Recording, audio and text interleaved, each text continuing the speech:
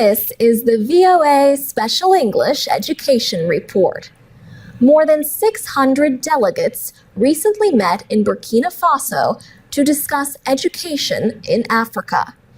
The aim is to find ways to support economic growth by improving education and job training programs. The delegates included education ministers and representatives of civil society, business, labor, and youth groups. The meeting, held every 3 years, is known as the Triennial. Alan Beal-Kataria is Executive Secretary of the Association for the Development of Education in Africa. His group organized the week-long conference. He says there is a missing link between education and employment in Africa. For example, schools need to improve technical training for students who do not continue to secondary education. Mr. Beal-Kataria says educational programs need to be reshaped to better fit the needs of employers. He says this is already happening in some countries, including Tunisia, where the association is based. For instance, where they have to train engineers, there is a lot of discussion between the schools and the companies in order to know the demands of the company, to take them into account in the curriculum and even in the management of the schools. In Mali, an association of artisans is working to improve the skills of mechanics, woodworkers, and tradesmen. That association has also helped workers and companies to win government contracts. Several West African countries are working together to develop a network of trade and vocational schools. The idea is based in part on a successful example developed by Nigeria. Mr. Beal-Kataria says educators are working to connect government-run school systems with other groups that are helping educate students. These include non-governmental organizations, community literacy centers, and faith-based groups. Among these groups are Islamic schools, or madrasas, that are expanding what they teach. Another subject for the conference was peace education. The idea grew out of the violence in Kenya related to elections in 2007. The idea of peace education has since spread to countries including Rwanda, Somalia, Ivory Coast, Sierra Leone, and Liberia.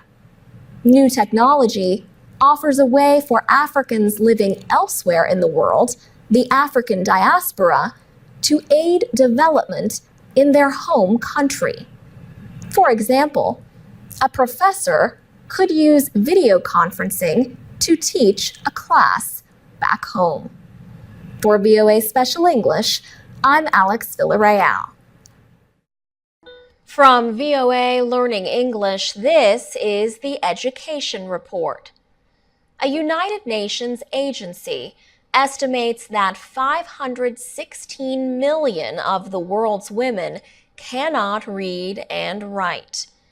The UN Education, Scientific, and Cultural Organization, UNESCO, says programs are needed to help illiterate women learn, although they are past school age.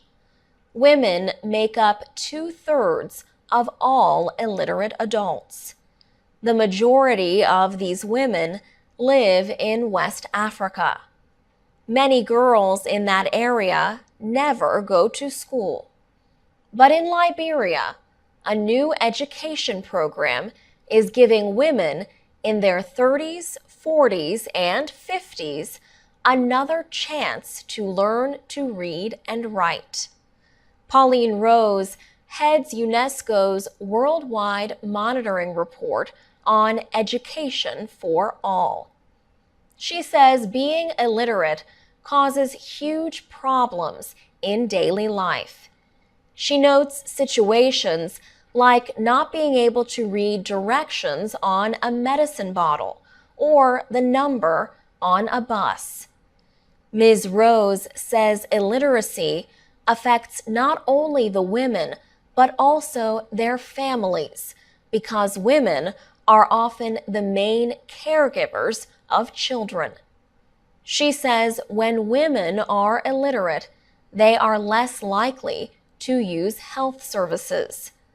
Some countries, like Senegal, have improved women's literacy rates through government efforts. They tell more girls in primary school and community programs about the importance of education. But there are still many nations where less than 1 in 4 women can read and write. They include Niger, Benin, Mali, and Burkina Faso. Ms. Rose says these countries need literacy programs that target women. Liberia, for example, has launched a Second Chance literacy campaign to teach women. Liberia's Ministry of Education says 5,000 women currently study in adult literacy programs across the country. For VOA Learning English, I'm Alex Villarreal.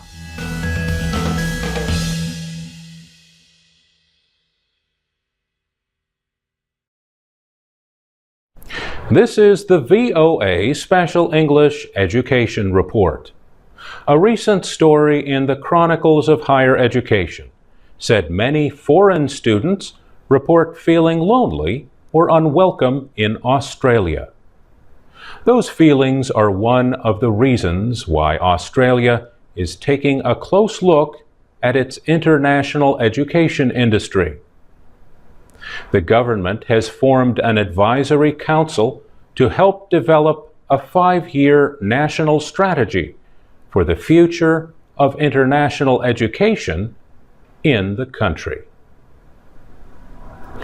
But wherever international students go, making friends may not always be easy.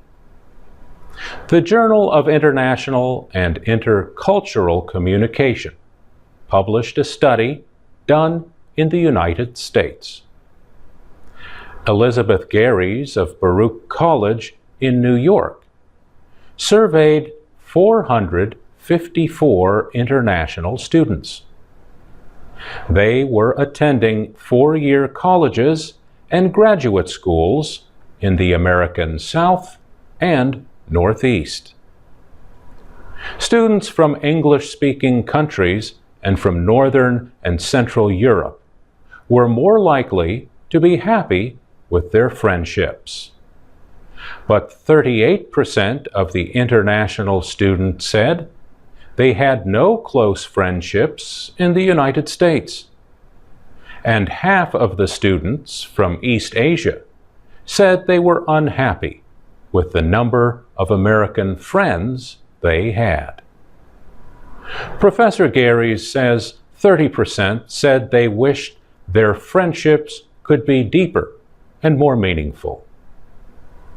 Elizabeth Garies says many East Asian students blame themselves for their limited friendships with Americans and for not knowing the culture well enough.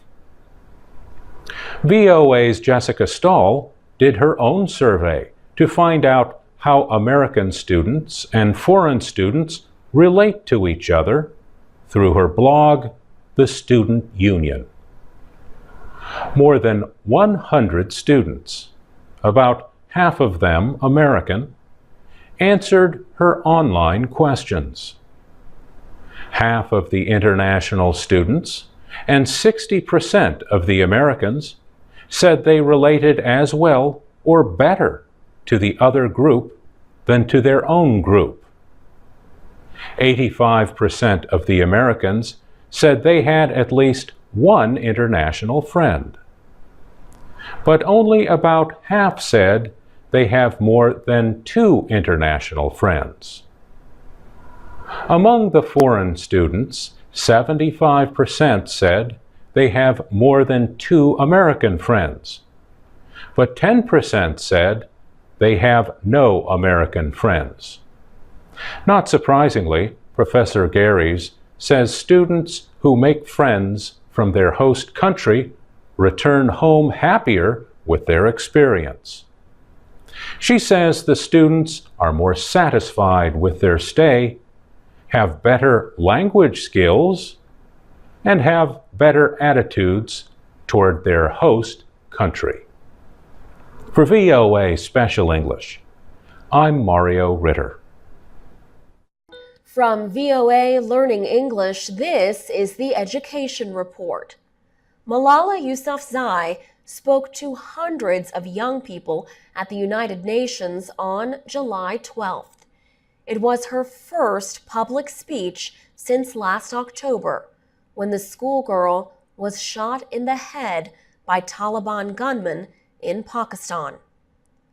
The UN speech continued her campaign to educate children. On the day she spoke, two groups announced that 57 million children around the world are not going to school. The two are Save the Children and UNESCO, the UN educational, scientific, and cultural organization. A little more than half of those who are not going to school are girls. In September of 2012, UN Secretary General Ban Ki-moon announced a program to get every boy and girl into school by 2015. Malala Yousafzai believes the goal is possible. In her words, one child, one teacher, one book, and one pen can change the world. Sheza Shahid is the executive director of a new program called the Malala Fund. She says the 16-year-old is a true spokesperson and warrior for girls' rights. The Malala Fund was created to support the voices calling for girls' education. The actress Angelina Jolie has donated $250,000 to the fund. A group called Women in the World donated $150,000. The first children served by the fund are 40 girls in Malala's hometown in the Swat Valley of Pakistan. These girls, aged 5 to 12, had been working. Sheza Shahid says the girls have now stopped working and are going to school.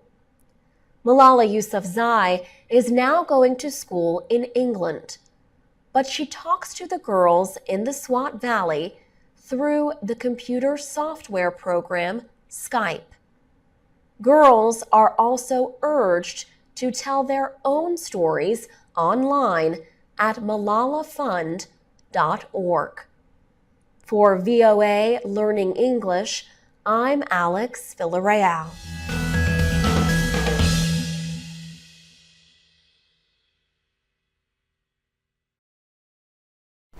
From VOA Learning English, this is the Education Report in Special English. Classes in science, technology, engineering, and math are known as STEM classes.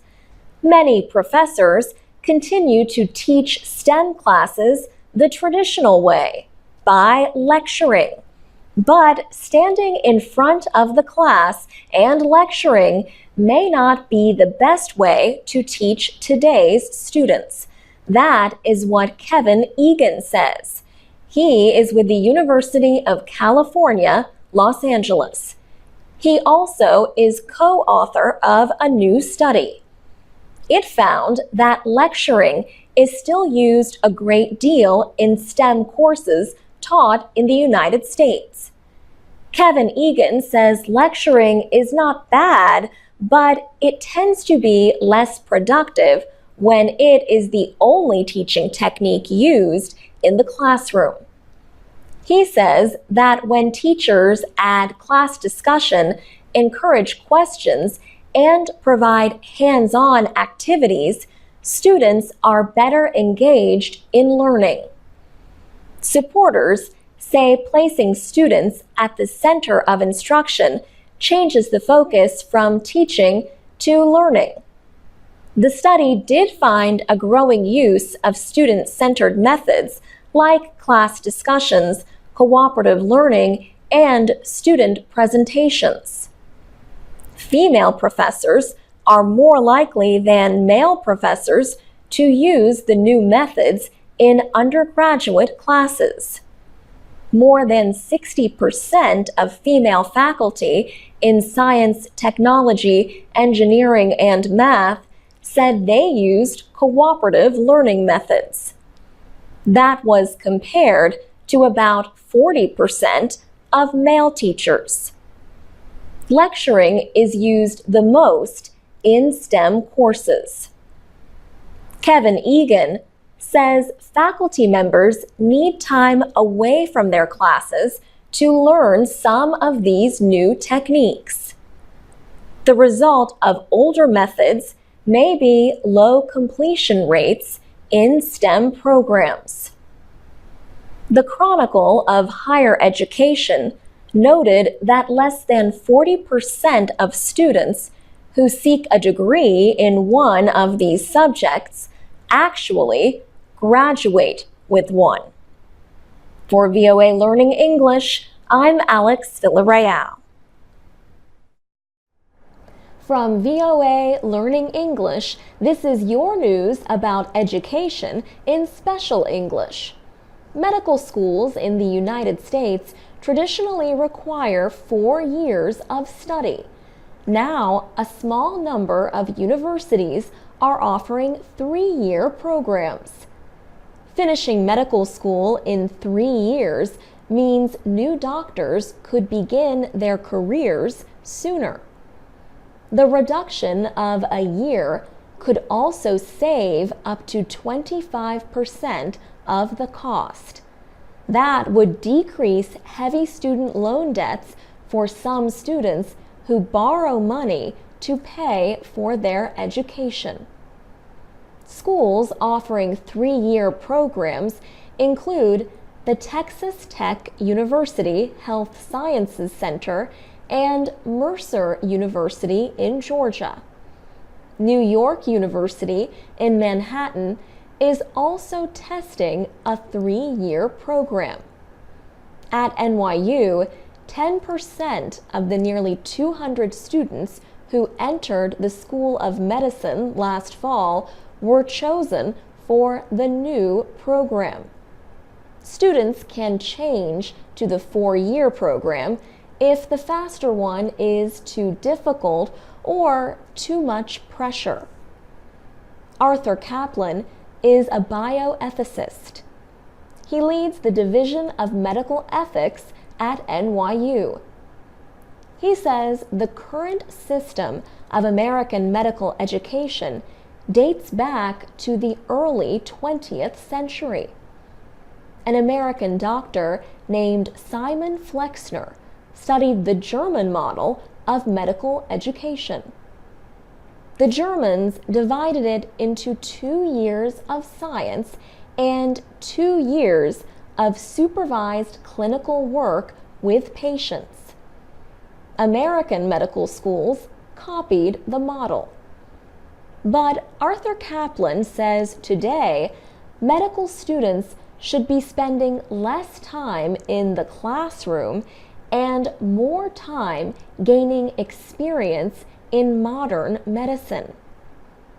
After medical school, most new doctors spend at least 3 years working in residencies in hospitals. further training for specialty areas can take much longer. For VOA Learning English, I'm Alex Villarreal. I'm Carolyn Presutti with the VOA Special English Education Report. The Intel Science Talent Search is the top science competition for high school students in the United States. The 40 finalists were honored in Washington in March. They met with scientists and politicians. President Obama welcomed them to the White House. These 40 students were selected from almost 2,000 contestants nationwide. They had to present original research to be judged by professional scientists. The students showed their research projects on large posters. The winners were announced March 15th. Wendy Hawkins is Executive Director of the Intel Foundation. She says the 40 finalists represented excellence across many areas of science. Their projects are deep and rich and insightful. Selena Lee is from Fair Oaks, California. She wanted to find a more effective treatment for liver cancer. She began her research 4 years ago. A scientist at the University of California, Davis, taught her how to design and do experimental work in the laboratory. She says, "I researched a new approach to targeting liver cancer by basically starving the liver cancer cells to death, while leaving the normal cells unaffected. And to go one step further, I blocked a survival pathway to make the treatment more effective."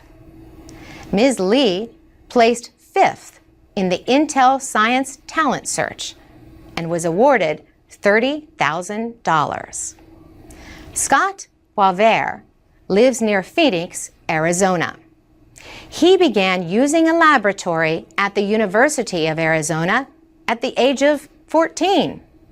Over 4 years, he completed a project studying a fungus linked to the decrease in amphibians around the world. He was trying to find out if different chemicals and substances in the water could kill the fungus. He collected and tested water samples across Arizona. He says, "My results were able to identify a list of chemicals that were significant in the growth and in the movement of the fungus." He placed 10th in the Intel competition and was awarded $20,000. Evan O'Dorney of Danville, California, won the top award of $100,000 in this year's Intel Science Talent Search. For his mathematical project, he compared 2 ways to estimate the square root of an integer, a number with no fractional parts. Wendy Hawkins at the Intel Foundation says these young people represent the next generation of scientists who will help shape America's future. For VOA Special English, I'm Carolyn Presutti. I'm Alex Villarreal with the VOA Special English Education Report. A mentor is someone who teaches or advises a younger person with less experience. January was National Mentoring Month in the United States. This was a time for calling attention to the value of mentoring. Some mentoring programs connect adults with children who need guidance. Researchers say mentoring can reduce drug and alcohol use and violence among young people. In Southern California, a nonprofit group called School on Wheels has volunteers who tutor children from homeless families.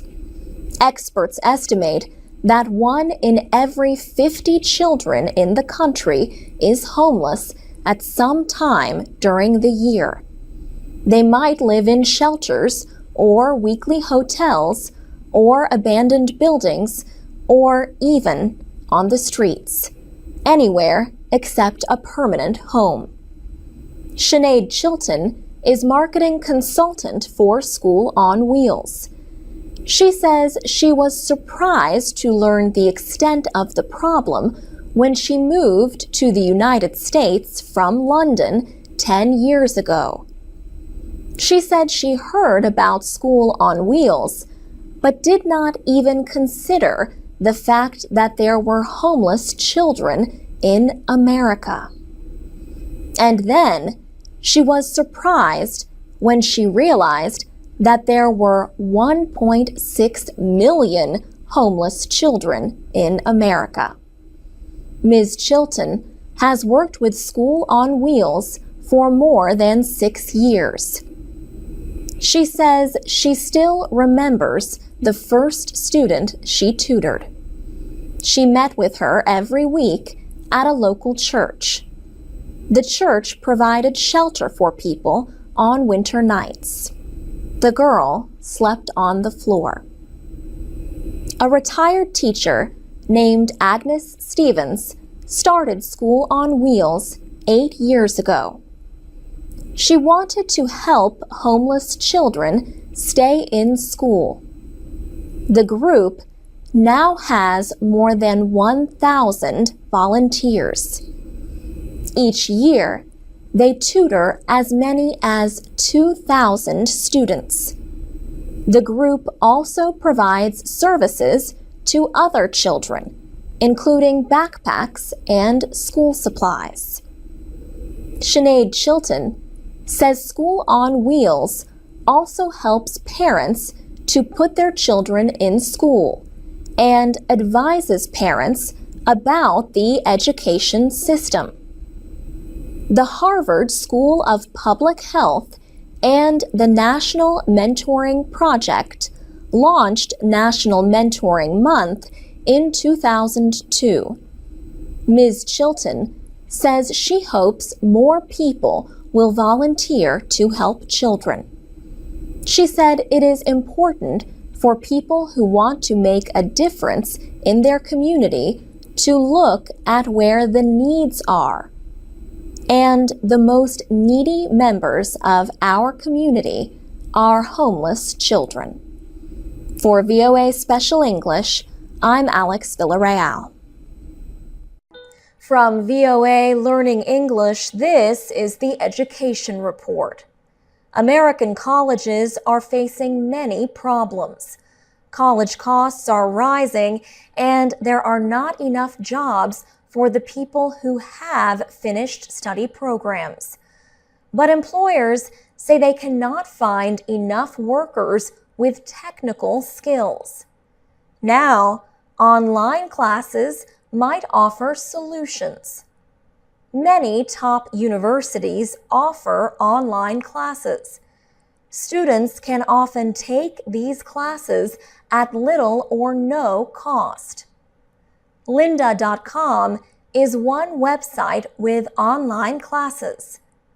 Linda Weinman helped to launch the website. She says that colleges cannot teach technical skills easily because these skills change quickly. But it is easy for websites with online classes to keep up with new technology. Online classes offer different ways to learn. At most colleges, a professor gives a lecture and the students research and study alone. Students who take online classes listen to lectures at home, but they work with their professor on projects and homework. Experts say the growing number of online classes will have a major effect on colleges. Some say college classes in the future may be a mix of online lectures and professors helping students in person. Georgetown University labor economist Tony Carnevale says he would welcome these changes. He says a college education must lead to skills that employers need. He also notes that the college system needs to become more efficient. Chris Cullen is a college marketing expert. He says competition from online schools and concerns about costs will change universities. He says top universities with strong public images may expand in an online world, but less famous schools may struggle to interest students. For VOA Learning English, I'm Alex Villarreal.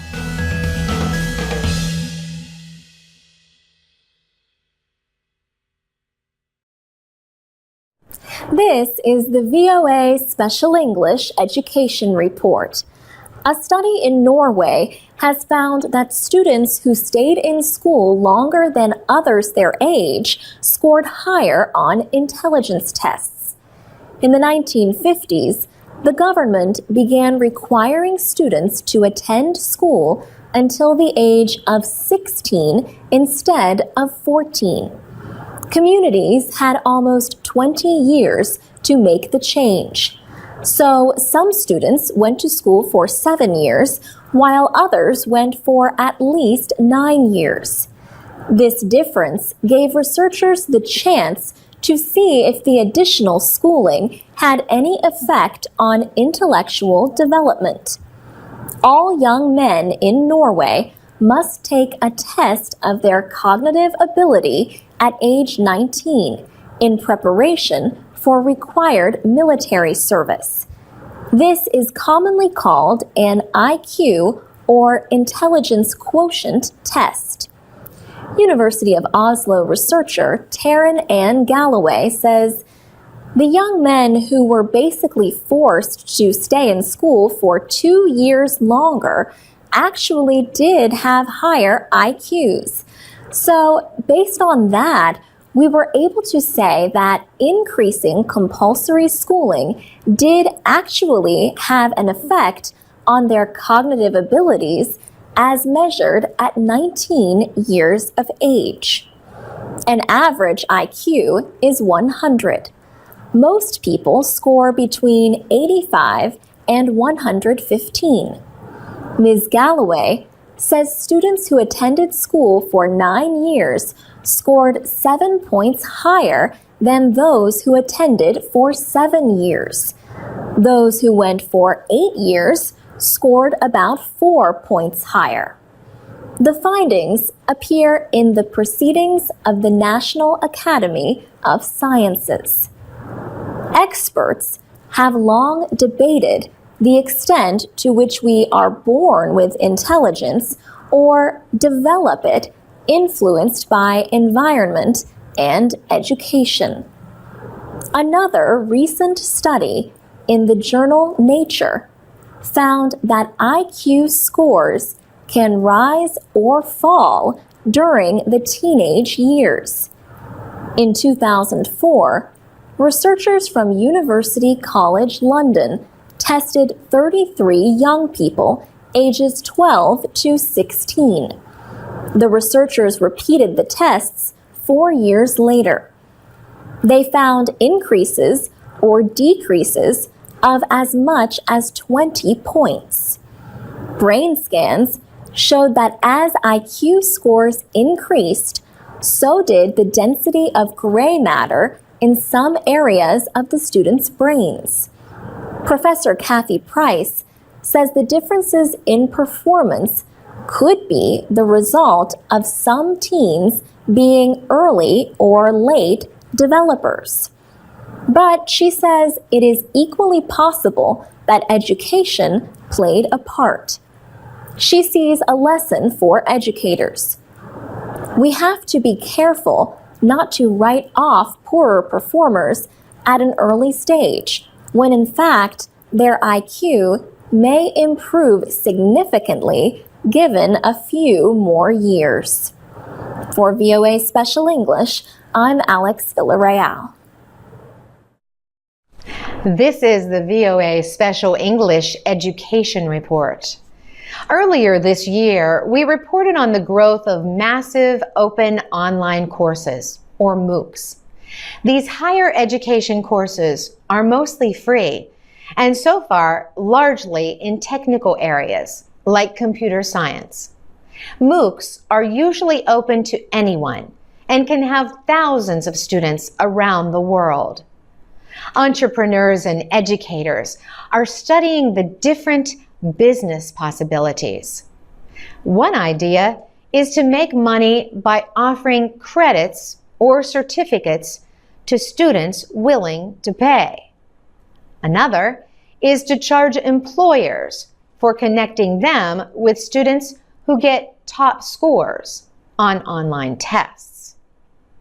Some top universities are starting to offer their own MOOCs. For example, the University of California, Berkeley recently announced it has joined a nonprofit enterprise called edX. Harvard University and the Massachusetts Institute of Technology started edX and have each invested $30 million. Berkeley will offer 2 of the 7 free courses on the edX platform: Artificial Intelligence and Software as a Service. Berkeley will also work with edX to get more universities involved. Schools that offer courses on the edX platform will be called X universities. MIT professor Arnott Agarwal is the president of edX, and he helped develop an electrical engineering course for the fall. He says the goal is to reinvent education worldwide and on campus. Berkeley Chancellor Robert Birgeneau made similar comments as he expressed a commitment to excellence in online education. He says the goals are to bring higher education to more people and to enrich the quality of campus-based education. And he added that he believes working with the not-for-profit model of edX is the best way to do that. edX faces for-profit competitors. One is Udacity, co-founded by Sebastian Thrun at Stanford University. Another is Coursera, started by 2 other Stanford computer scientists, Daphne Koller and Andrew Ng. In fact, some Berkeley professors have been teaching free courses through Coursera. Coursera started with 4 universities and in July announced a big expansion. One of the new partners is the University of Virginia. In June, its popular president, Teresa Sullivan, had to resign. The governing board forced her out, in part, over suggestions that she was not moving fast enough into this new world of online education. But 2 weeks later, after campus protests, the board rehired her. And that's the VOA Special English Education Report. I'm Carolyn Presutti. I'm Alex Villarreal with the VOA Special English Education Report. For years, the Catholic Church in America has struggled to find new clergy. The average age of priests and nuns is 70 and rising. But some Catholic orders are having more success than others. The Dominican Sisters of St. Cecilia are mainly a teaching order. They are based at a convent in Nashville, Tennessee. And they just celebrated their 150th year. The sisters are active across the United States and in Australia. There, they teach more than 13,000 students in 34 schools. Today, St. Cecilia's has its largest number of postulants in many years. A postulant is a candidate for admission into a religious order. Sister Catherine Marie, a spokeswoman, says the current group of first-year students represents 10% of the whole order. She said, "There are 270 of us, and our growth of late has been rather extensive. This year, we had 27 young women enter. Last year, it was 23. Nearly 1/3 of the women in the order are under 30. Sister Catherine says she thinks these young women are looking deeper into their faith in reaction to changes in society. Participation in organized religion is falling among Americans under age 30. That was the finding of a national survey last year by the Pew Research Center.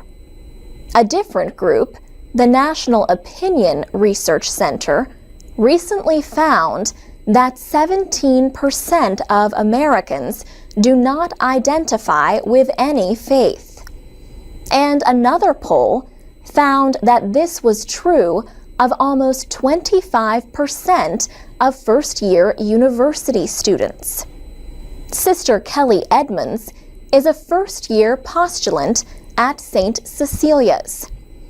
She says she came to the order out of a desire to serve others.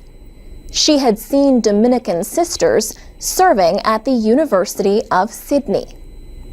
Sister Victoria Marie is in her second year. She came to the convent with a degree in civil engineering. She says she had discovered that people were more interesting to her than roads or bridges. A postulant's day includes work, study, and prayer. Sister Victoria says it requires a lot of energy. But Sister Kelly says she was surprised by how much time she has gotten to simply enjoy life. She said, "There have been a lot of fun moments just to be outside and enjoy the beauty of the world and creation." For VOA Special English, I'm Alex Villarreal. You can get transcripts, MP3s, and podcasts of our shows at voaspecialenglish.com. I'm Alex Villarreal with the VOA Special English Education Report. 25-year-old Rick Aguilar says he discovered early in life that music is magic. He says, "Music made me feel like anything was possible." At the age of 7, a medical condition required him to have a brain operation. It also prevented him from playing sports. So his mother suggested that he learn to play drums instead. He says, "I started playing drums with Ronit Glick. She was my elementary teacher. I remember just the joy it brought to me. It was my favorite thing.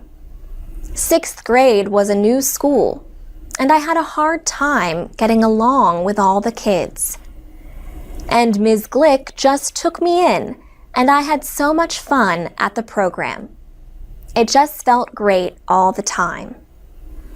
Rick Aguilar graduated from the Berklee College of Music in Boston, Massachusetts in 2007. While there, he volunteered as a music teacher at a youth center in the Dorchester neighborhood of Boston. He helped create a small music club within the center. The music Clubhouse at the Blue Hill Boys and Girls Club quickly grew.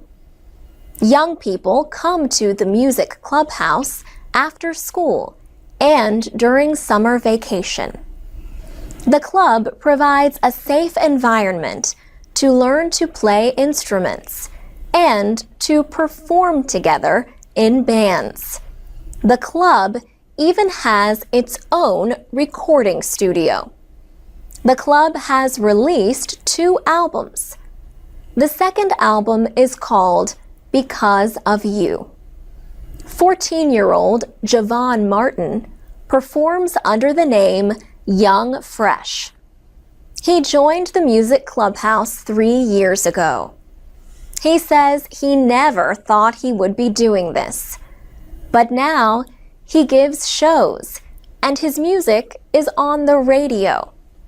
People are starting to see him as an artist. 10-year-old Akila Hunter joined the club last year but did not play an instrument. Now she plays piano and sings in a band. What she likes best, she says, is performing.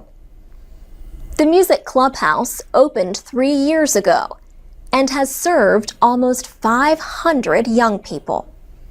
Rick Aguilar says preparing and performing is good for them. He says it gives them confidence and is also an escape from problems in their lives. They can write songs and rap about their problems. Rick Aguilar says he is happy but not surprised by the results of the music clubhouse at the Blue Hill Boys and Girls Club. He says as much fun as he has performing, it's even more fun to watch these kids grow up and develop. For VOA Special English, I'm Alex Villarreal. This is the VOA Special English Education Report. Zaytuna College is a new 4-year college in Berkeley, California. Zaytuna is seeking to become the first accredited Muslim college in the United States. The name comes from the Arabic word for olives. The process of full accreditation could take several years.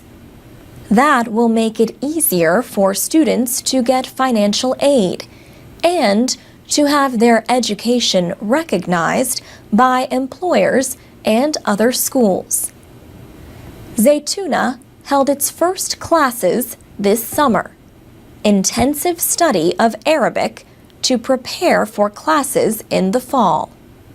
Men and women sat on opposite sides of the auditorium. Most of the men had beards and wore skull caps. Most of the women covered their hair with scarves.